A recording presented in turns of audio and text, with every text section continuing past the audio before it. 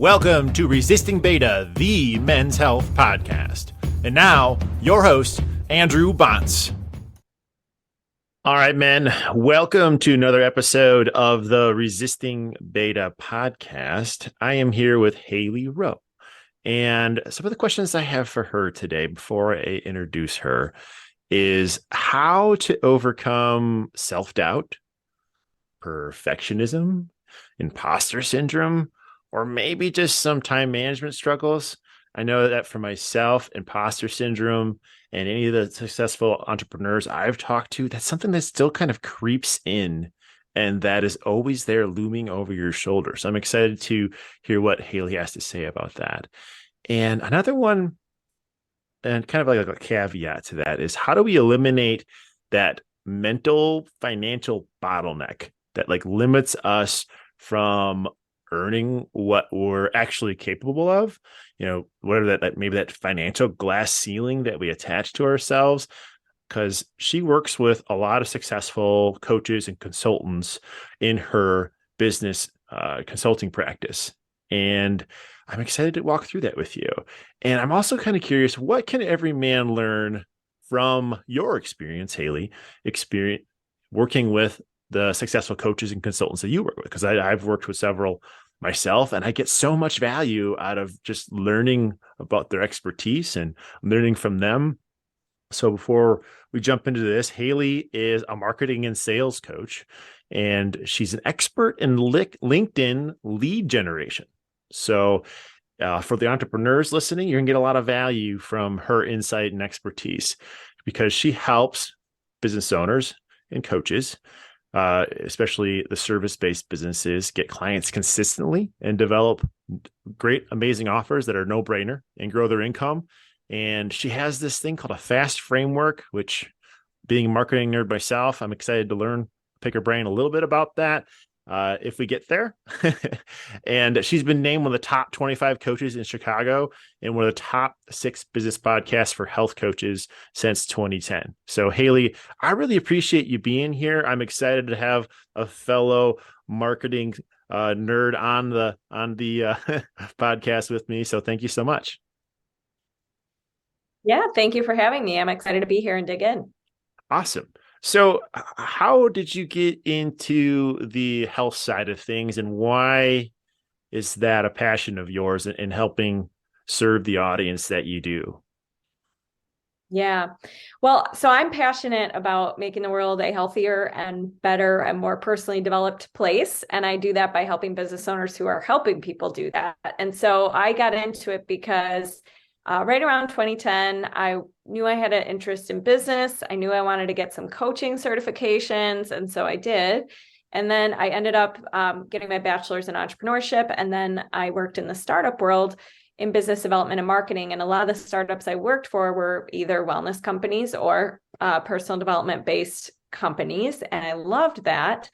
And I probably, like many of your listeners, felt like I wasn't quite ready to start my own business yet, which was just a limiting belief, because eventually in 2017, the company I worked for was facing delays and the entire team was let go. And I realized, what I had thought would be the safer route, which is to get a job and just work in the startup world. And I did learn a ton about client attraction and marketing and, copywriting and all of this stuff. But what I thought was going to be safe was not. And so I ended up just starting my own business in 2017, all in, and have been doing it ever since. And it's been quite a ride, but I love what I do. And I love helping those who are making an impact on their clients. So, yeah. So you use the word when you explain that, the limiting belief. Mm-hmm. How did you get over that hump? I mean, that's a strong inner voice yelling at you like, don't do it, you're gonna fail, you're gonna look ridiculous. Like, how did you get past that? Yeah, so I did have my side business in college, and when I was very young, I started my first business, and so I kind of had that going in the background, but I had never gone all in on it, and I was afraid to go all in on something and it not work, which I think so many people fear. And when I got, and when the entire team got let go, I was like, I kind of have no choice. If I'm going to do it, I should do it now. And I also kind of had a voice like, if, what I was doing for this company and I had just been told I was possibly getting a promotion and all this stuff, if that wasn't, safe, I'm not safer. Like I might as well just do what I want to do. And I might as well have control over my growth. And I might as well bet on myself, because I realized it's not necessarily safer to work for a company. Yes, there's other perks. Yes, you probably are told your responsibilities, so it's easier to know what to be doing. But for me, I realized, like, you know what, if I'm going to want to do this ultimately at some point in my life, the time really is now. And I have to just figure it out and become the kind of person who can handle that. And you better roll up your sleeves and get started now, as opposed to just keep putting it off. See, I love that because I remember most of my life, like my parents are entrepreneurs, and this lie that people say that it's safer to have a job. But I've been downsized 3 times in my life.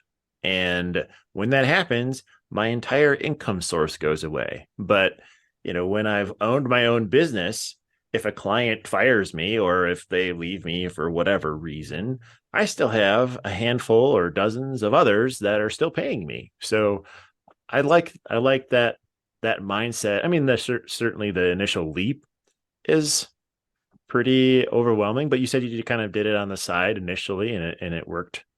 It worked as a bridge, right? Right. And my regret, though, was when I was working at these startups, I was spending so much time working that I put my side business completely to the side and didn't touch it. And then I felt like I was starting from scratch. So I think it's important to just know that if it's ultimately something you want to do, don't ever let it just fizzle away due to life circumstances. I think it's something you got to keep going at, even if it's really slow, but never just kind of completely let it, stop. So you had talked about, or a lot of the questions I have about kind of like the imposter syndrome and overthinking. Like, how do you navigate people through that? Can you share a little bit of stories of some people that, maybe were paralyzed by that and couldn't move forward, and, so we can just relate to it a little bit more? Totally. So I think a lot of us have very strong beliefs we like to justify and hold on to that aren't helping us. And so it's like, why do we care so much about holding on to these things about our identity that aren't helping us in any way? So I've had clients, for example, one of my clients kept telling me, I'm new. I'm a newbie at this. I can't charge too much because I'm new. And the truth is, she had been doing it for several years. She's worked with several clients. She was certified. She had the credentials. She had her own program she created from scratch. She led workshops for dozens of teenagers. And I was like, you're not new. Like, you got to stop saying that. You're like 5 years in. Like, you're not new anymore. But just because she was identifying like that, she would never pitch herself to podcasts. She would never raise her rates. She would never try new things because she was always just like, no, I got to stay, I got to keep, because I'm new, until I get more experience, I got to wait till I do all those things. And so we talked about in what ways are you really experienced, and what else is true? And do you want to hold on to being new forever? And she was like, no. I guess I do have evidence that I have done a lot of things, and focusing more on that and giving that more airtime is really important. But at the same time, bridging yourself there, so you don't just jump from I'm new to, oh my gosh, I'm the best coach in the world. But she did start to see, like, I have done these things, or I am currently becoming more experienced in these things. So you have to change the story. So that's the first thing, is write down, what is your opinion of yourself? What do you think about yourself? And then also do the same thing for your business. What do you think about, what are your thoughts about your business? What are your opinions about your business? And what you want to do after you make that list is look at which things on that list are serving you and helping you feel more empowered and take more actions, and which things on that list are keeping you small are causing you to hesitate or causing you to overthink, like you said before, and pick one of them first. We're not just gonna, rule out all of them in one day, but pick one of them and be like, what else is true? Why do I think this about myself? Is this my belief to hold on to, or did somebody else give me this and I just took it on? And from there, you can start to write a new story and you could start to bridge that gap. But I think it's really important too to kind of let go of this stubborn, like, I need to hold on to this, or I need to prove that I'm like this. Or like, I see a lot of people too being like, nothing works for me. Like, I just try all these marketing things. Marketing's not my friend. I hate marketing. And they have this like negative relationship with marketing. So they keep creating negative marketing results. And Mhm. so you got to really ask yourself, do I stubbornly want to keep holding on to this, or am I ready to explore something new and change the way this is going? See, I love what you said, a couple of things there to where like it's almost doing that mental story audit. Mm-hmm. And there's a question that you had asked, like, what is true? And that's something that's really spoken to me. I take this daily Stoic journal, and in Stoicism, they talk about what is true, what are facts and what are not. What are emotions and what are facts? And having that, I don't know, self-diagnostic almost of, oh, you know what? I am pretty awesome at what I do. Compared, if you put me in a room of the general populace of 1,000 people, I'm for what I like and what I talk about, I'm one of the probably most knowledgeable people there. So, and we get stuck kind of like in that comparison mindset of like, oh, I'm not this person on Instagram, or I'm not this author that I've listened to, or this famous podcast person that I listen to who's been doing it for a decade. So I'm not good enough. So I'm not going to start because I don't want to look silly or stupid, or it's too far outside my comfort zone. So after they do that kind of story audit, Mm-hmm. and what's that next baby step that Yeah.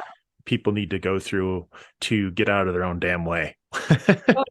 So, as we said, you first want to start with where you are with some kind of bridge thought you can believe that shows you're working on whatever you're trying to work on, and make sure you're giving conscious time to that new belief. Because when we're trying on a new belief, it's like you can't just do it once and then forget about it. It is actually a conscious forming a new groove in your brain. So you have to, whether that's every morning journaling about it, whether that's keeping it in your phone as a reminder, whatever. But every day I would start to ask yourself, how can I demonstrate this new belief today? Or what's a small next step or action I can take to grow into this person who I want to be?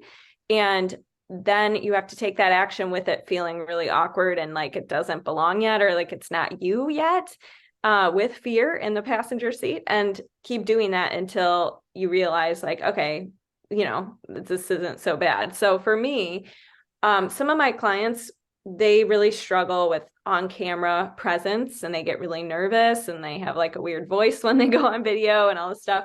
And what we have to do is have them do that and it be weird and they be pretty bad. And then knowing they can delete it when they're done, or they can have, a retrieve and hide in a room after. But the point is, they have to do it the first time and let it be bad in order to realize they didn't die and that they can get better at it. So I think it sounds like common sense, but so many people are thinking that's not enough. Like, I need to jump and do something really crazy and like amazing. And I need to go to like a Tony Robbins retreat to like deal with this. And the truth is, sooner you can just start with where you are and actually honor a commitment you make to yourself and do that small thing, the faster you're going to move forward. I think so often we try to like jump all the way and do something huge and sporadic that we don't end up doing it, or it doesn't last. So those small steps is really where it's at. See, I like that you talked about the new groove in the brain, because I was taking dance lessons with my girlfriend last week, and she made that same comment of you're forming a new kind of groove in your brain, and it's supposed to be hard because she actually owns a dance studio and teaches ballroom dancing. And this is a new skill for me, and I'm getting frustrated, and I'm like, okay, this is the process. I just got the steps and what to do with my hands, and it's I led my way through it, Mhm. and I think it's so easy to hold yourself because we get so good at certain parts of our life, right? And as we, especially as we get older, when we start trying new things, it's super awkward and clunky. Mhm. And our comfort zone is like, just go back to do what you were doing before, because that's not clunky. That feels good, you know? But what I loved about what you said is that you need to lean into that clunky a little bit and just sit there a bit, practice that process of learning that new skill. And if you don't do that and you stay in your own comfort zone, you're just going to be where you're at always. It's, Right. in any phase of your life, whether it be, we're talking a lot about business, but we've applied this. And if you listen to, when you listen to some of our other podcast episodes, to your physical health, to your mental health, it's that process, practicing that process of just being outside your comfort zone in that pillar of your life you're trying to improve. Right. And this one in particular is, more business, but it's so easy to just do what you're good at and ignore what makes you uncomfortable, right? And I feel like we're getting Yeah. there. I think too, we've become uh, accustomed in our culture now to think that everything should feel good and should feel easy. And if it doesn't feel good and easy, something's gone wrong, Mm, or like you're doing it wrong. And the truth is, no, we're supposed to have negative emotions as part of the experience too. And the sooner you can expect and plan and know that it's going to be unpleasant sometimes and not expect every day to feel like a party, you know, then the sooner you're going to get to your goals. So I think it's not to say that you need to go out of your way to make things difficult and hustle harder and all that.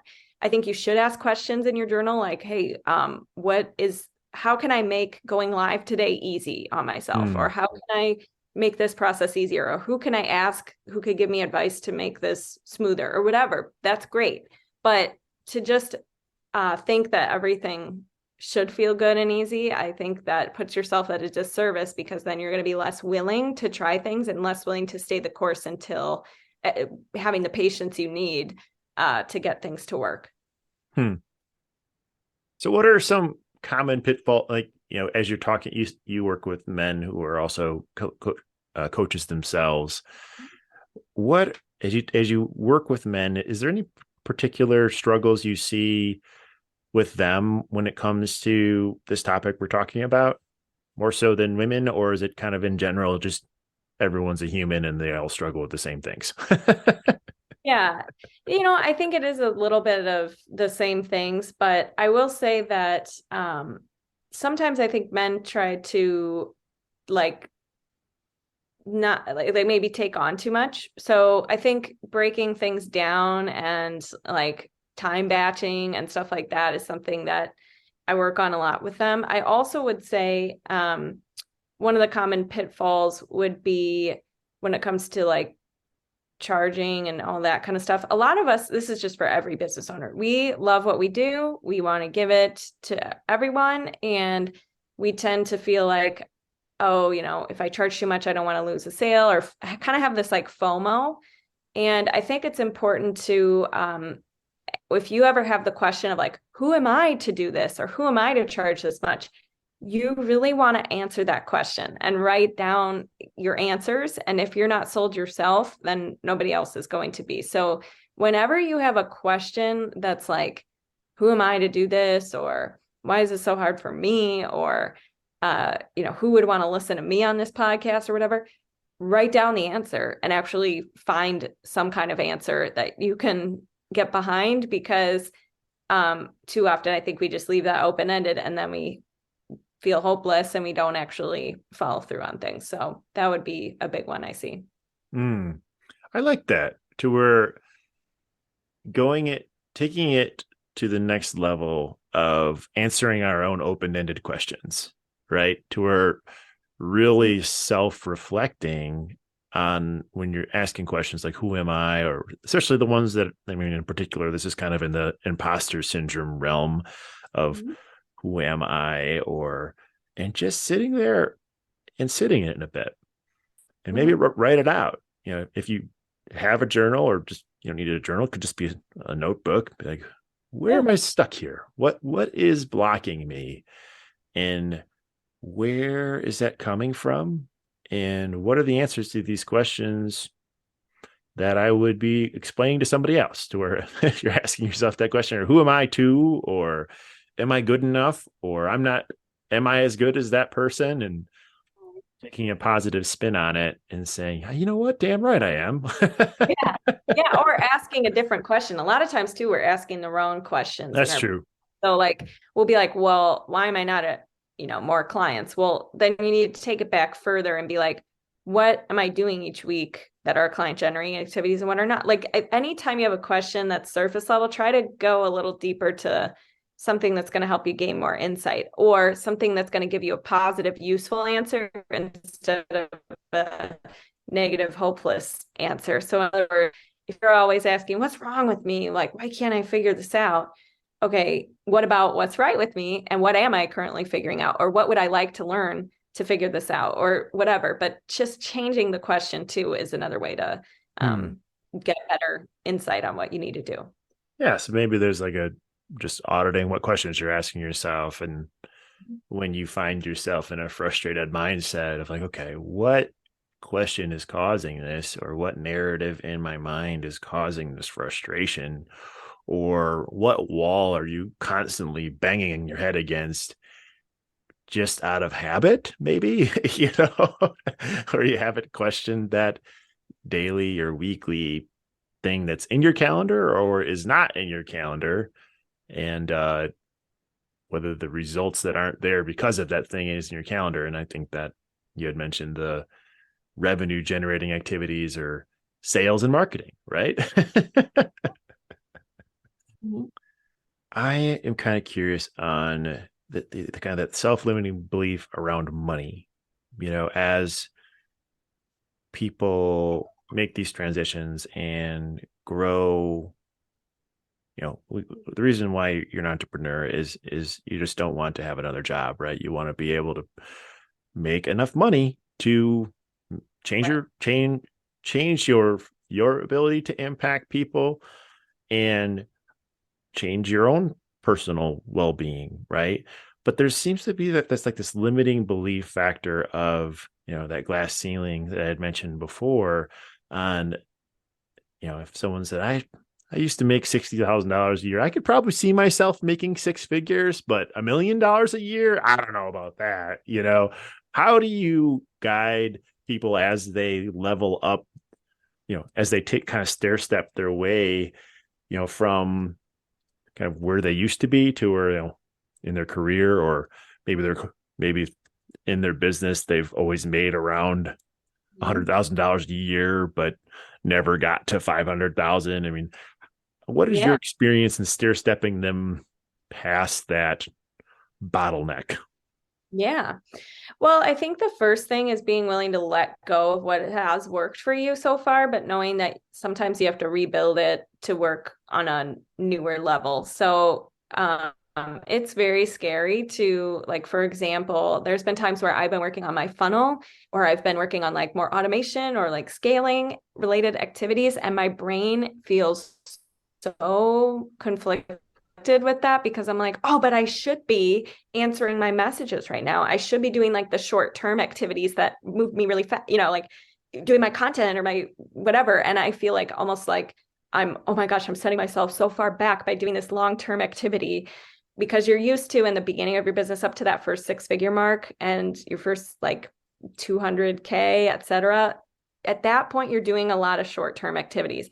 But then once you get to that point, you have to start shifting to the longer term activities and standard operating procedures and scaling and amplifying what you're doing because you can't just beat yourself to the ground to go to that next 500K level. You have to at that point start scaling. And so for me, that's been the hardest part because you're going to have a constant battle of like what you're used to and what works, as you said before, like what you're comfortable with And it's going to feel really awkward doing these longer term activities. And you're going to feel the long term like drag of it is going to work. It is going to work. It's just that taking the time to set it up can feel, or slowing down before you speed up, I should say, is sometimes what you have to do. And people don't like hearing that. And so that's a big thing. And the other thing is asking yourself, like, every day I write down my goals in the present tense. And I also ask myself, what decisions would I be making? What thoughts would I be having? Who would I be being at that XYZ level? And what new thinking versus old thinking? Like, what am I thinking now? What has gotten me to this point? And is there a gap there? And how do I start to turn obstacles that I foresee going to that next level into strategies? So if you can write down all the reasons why you think you're not at, let's say 600K and you're at, 200K, for example, write down all the reasons why you think that is. And for each thing, if you had to guess, write down what is a strategy or a reframe with your mindset that you're going to have, and how can you get to work on that, and just chipping away at one of them at a time. But so often I think people just either think they need to jump there overnight, or they just worry about leaving opportunities behind. And so I think you really have to get more comfortable with slowing down to speed up. And that's probably the hardest part.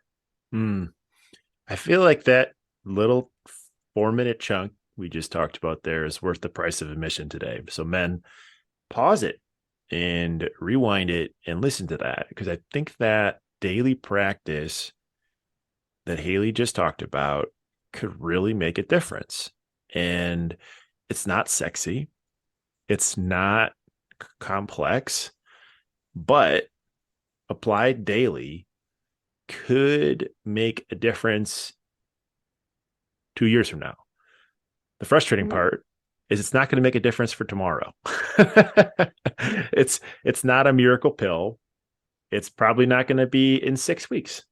It maybe not even be in 3 months, but do that for the next 3 years. I think your life changes significantly across multiple spectrums, and not just in your financial life, but in wherever you want to go and who you want to become, and moving towards that best version of yourself.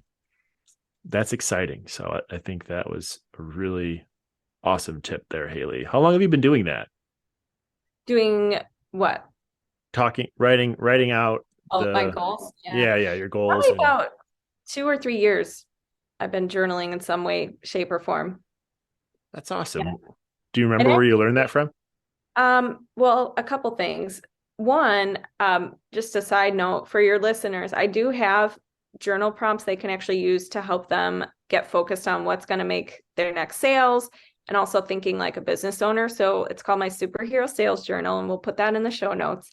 But for me, where I learned that, I got into personal development pretty young, and I knew in order to apply like personal development things I was reading and actually implement it, I had to turn it into something that allowed me to put actions on my list or change my mind, like work through the beliefs that I was struggling with. So I started journaling, and I also think that I learned that through my life coaching certifications and behavioral change. As a behavioral change specialist, like you learn a lot about habits and how do you break habits and all that kind of stuff. So that's kind of what got me into it. That's awesome. Thanks. I appreciate you sharing that tip. So speaking of tips, we're running out near the last about 10 minutes of the episode. So I want to kind of make sure we get to the bookend part of the podcast here. So each podcast, I like to ask my guests to put on their professorial hat and give the men some homework. And not like that super complex homework, but that thing that no brainer, but to get them some quick wins, to get them some momentum, something to do every single day, the first thing they wake up over the next 7 days, that they can start getting some progress on the topics we just talked about. So, and it might be the tip you just shared, but it might be something else. I'd be kind of curious, what would you assign them to do to get those quick wins? For sure. So the first thing I would do is get the superhero sales journal and pick one prompt a day, start with that and apply it. But the other thing I would do is the exercise where we talked about writing down where you want to be versus where you are. And then what do you think, if you had to guess, are all the reasons you're not already at that end goal? And look at that list and see which is the biggest one or you're suffering the most from, and come up with a strategy or a reframe or a next step or a neutral thought that gets you out of the extreme negative thought or whatever that you can start to work on. And if you're struggling with that, like you're like, I don't know where to start, or I don't know what I could believe that's an alternative to this, or I don't know who could help me with this. Obviously, feel free to reach out to both of us on Instagram or share that you listen to this episode. I'm at Haley_Rowe, but that can be useful to help you get started and start to trust yourself. Like pick something, do it, find out if it works or not, and then keep refining it until it works. I think this whole concept, I don't know if you've ever heard Grant Cardone talk about taking massive action, but the way that I see that is taking action and refining something until it works for you. So going through that process. And I think a key point there is I think people get so romantic over a new idea or a new venture where that like you think about you need to marry this idea into your life. But the concept of what if you just dated it? Just date it for a little bit, see if you like it, see if you want to take it to bed that night, like just play with it a little bit and just practice kind of living in uncomfortable. Just practice a little bit, just like just feel it out. And don't allow your emotions or your anxiety or that little bird on your shoulder that's telling you all the, don't do it because your family will judge you and your friends will judge you and you might fail. It's like, okay, lean into the other one, the one that's like, you're going to rock it. You're going to be awesome. It's going to, what would your life be like if it did work? All of those positive connotations that sometimes are pretty hard to embrace, especially if you're in a little bit of a funk, Totally. Another question I like to ask, and we're kind of curious on your perspective because I haven't asked this question to a woman on the podcast yet. What does it mean to be a man to you? That's a great question. Let's see. I think it means, wow, this is true. I've literally never thought about this question in my life before. I've been very focused on being a woman. Yes, I imagine. But maybe think about like the men that have had a huge impact on you in your life, and maybe describe how you would describe them as a man, and maybe that I'd start there, right? You know what I like about men is they tend to not catastrophize as much as women. So in other words, they see, here are the facts a little bit better than women, I think. And maybe I'm being general, sexist or something, but I think they do a better job at seeing the facts, not blowing them out of proportion, not reading too much into it or misinterpreting it. I think a lot of times us women, we tend to take things a little bit more personally and see everything as our responsibility and our thing to take on and carry for people. And I think men sometimes do a better job at putting a barrier between the facts and what it means, and not taking everything on as their own, issue or personal, taking it too personally. Okay. So what it means to be a man to you sounds like leaning into the logic side of your brain and deciphering what are facts and what are emotions, and leading there would that be accurate? I don't think it means you're a man if you do that. I just think that men do that better than women for the most part. So I don't know. I guess what it means to I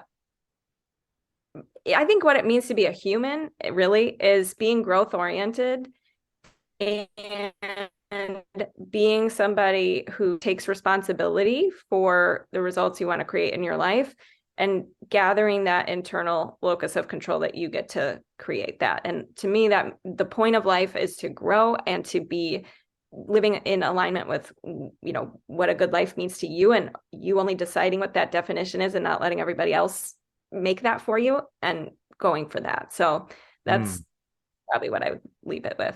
So I love that, because I think that I'm a believer that all men and all women have a balance of masculine and feminine energy in them, right?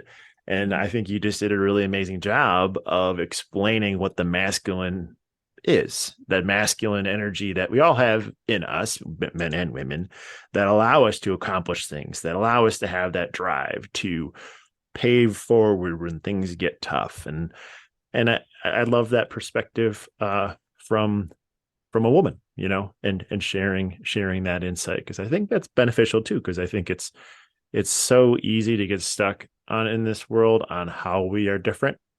Yeah.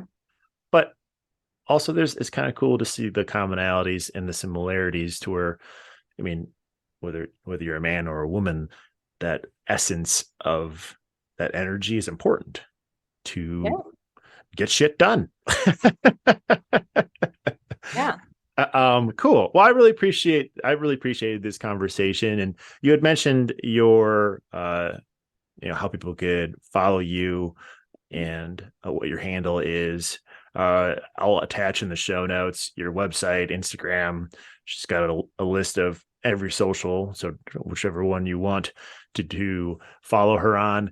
And you have a podcast too. Could you just give a little bit of plug about your podcast if people want to hear more about you? Yeah, I have a podcast called Health Coach Nation, and it is for coaches or service providers who want to learn how to grow your business, how to manage your time better as a business owner, and marketing, sales, all that good stuff. Cool. Well, Haley, I really appreciate you for being here. And I just want to honor you for a second and the impact that you're having on the world, because choosing the niche that you've chosen and people in the health world and having the background that you do in sales and marketing and the level of impact that you can have on just hundreds of thousands, if not millions of people. I just want to honor you for that, because I think that is an awesome calling, and the legacy you're going to leave from that initiative and leading the way you're doing is just going to have a huge difference in this world. So I want to thank you for that. Thank you. I appreciate that. Cool. Well, I really appreciate you being on today's episode, Haley. Thank you so much for being here. Thank you. Thank you for listening to this episode of the Resisting Beta podcast. Here's where I need your help. I'd love for you to give us a review on your favorite podcast player. Also, follow us on TikTok and Instagram and share this message out to a man that needs to hear it, because that's how we impact this world. Thank you very much. Make it a great day, men.